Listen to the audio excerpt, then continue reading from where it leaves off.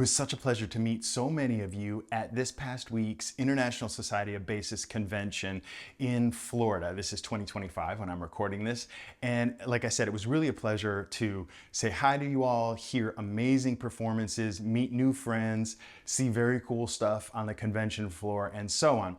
I also was able to be one of the judges for the jazz competition and taught some student classes as well. Besides all that stuff, one reason that I really loved the convention was that I got to pick up this new bass made for me by Upton Bass. And I hope that you'll stick around to hear the fascinating story of how this was made. Welcome to Learn Jazz Bass with Matt Rybicki. I'm glad that you're here. As I said, I was very excited to pick up this copy of my Hawks bass behind me from Gary Upton at the ISB this past week in 2025. And it's an interesting story how this was made. I love this Hawks bass behind me, but it doesn't like steel strings, and I don't have a pickup on it and so on and so forth. And it's, quite special to me. It was owned by Ben Wolf before me, Neil Swainson before him. It's got a long history of playing. I love the way it sounds and feels and so on. I don't want to take this outside. I don't want to put steel strings on it to play when I'm in a section. I don't want to, it doesn't sound right for playing like really sort of modern music and so on and so forth. So I really wanted something that would fit these other elements that bass doesn't quite fit into, which is why I have had a second bass for a long time. You may have heard my other Upton hybrid a couple years ago on these videos, and then I also had a Shen after that. The hybrid sounded amazing from Gary Upton. The hybrid sounded amazing, but didn't feel quite right. The Shen at first felt better, but then I realized after time I was actually hurting myself because it was so much smaller, and I didn't like the sound on that either. So I started talking to Gary Upton about perhaps buying one of his Brescian models from the shop, something he already has. And he said, why don't you let me copy that Hawks? Can you bring it up to the shop and leave it for several months? And I politely declined because I want to keep this bass with me to play.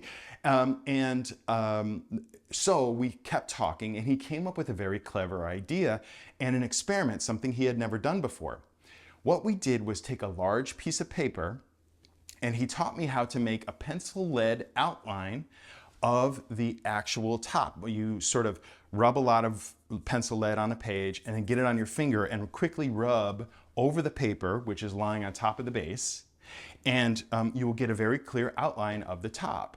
So with an outline of this top from my other Hawks and of the F-holes of that, and a few measurements that we checked in on every few weeks, every month, we checked on different measurements, via text and phone call, he started to actually make a great bass.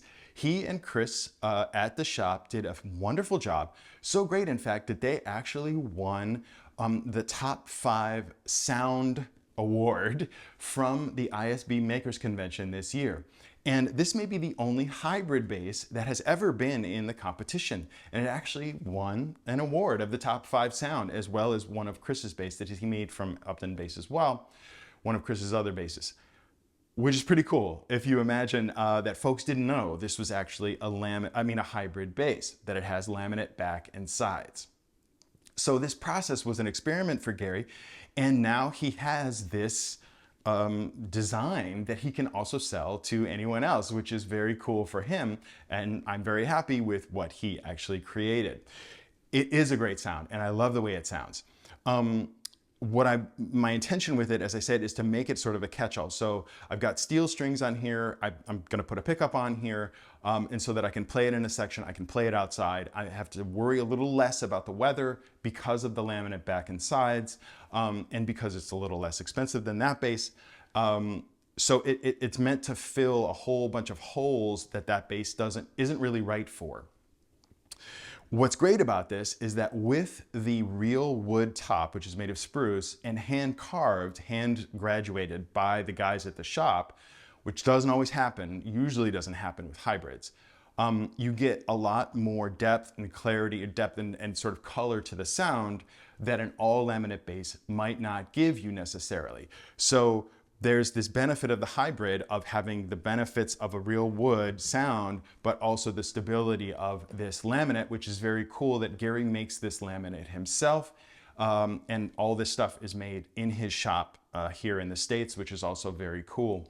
And if those of you that know Gary know that he is willing to discuss lots of ideas and take a lot of input from you if you are working with him to buy a bass or make a bass. He's going to take a tremendous amount of input from you and wants to give you what you want and also put his special sort of stamp on it, which is fine by me, because to me it sounds and feels great. So the back and the sides, this is a flat back, so it's a straight line essentially. This flat back and the sides, the ribs, are made of a birch and poplar veneer that he makes himself. And then the top is a German spruce, as well as the bass bar, the sound post, the end blocks are all spruce. This neck is Bosnian maple, he said, and the ebony is African ebony, not Indian. These tuners, I'll show sort of a close-up of it, are Rubner tuners, but he did antique them, which is a neat little thing that they do, and I think it looks pretty cool. They work great so far. So what I've got on here are just Spyrocore medium strings, because I wanted to get a sort of baseline of what is this bass going to do with these strings, which we all sort of know that sound and feel. And where do I want to go from there if I want to change anything?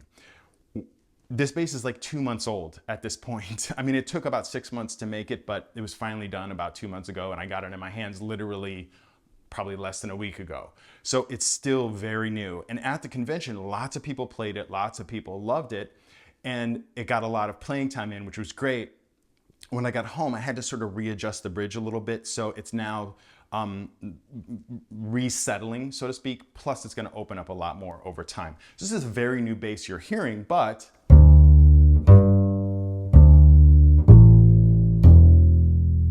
I don't know if you can tell on the microphone that I'm using, but it is a wonderfully big, big sound.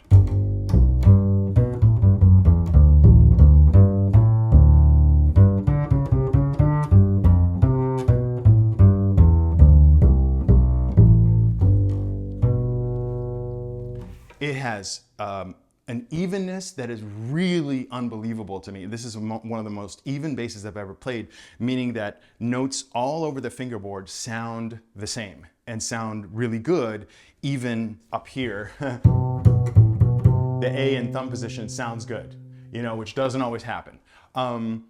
It sounds good with the bow right now. I don't love Spyro mediums for the bow, but I also don't terribly mind them as much as some people do, but I'm still, as I say, sort of focusing in on what kind of strings I ultimately want to put on as the bass opens up and so on and so forth.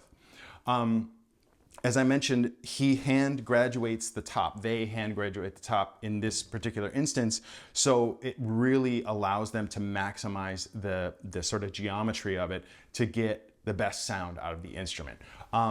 Everybody felt like it was a Canon at ISB. And it's also already got that sort of singing quality to it, that growly thing, but it isn't at the sacrifice of also sort of a lot of bottom underneath it, which I really dig. So it took some patience to wait for this, but as I try to teach my son, patience is a virtue, and things are even sweeter when you wait for them, and it turns out to be such a wonderful thing to actually get. So I hope that you enjoyed this little look at my new toy, and I'm very, very thankful to Gary and Chris and the whole team at Upton Bass for this very cool instrument that I now have and can't wait to play more.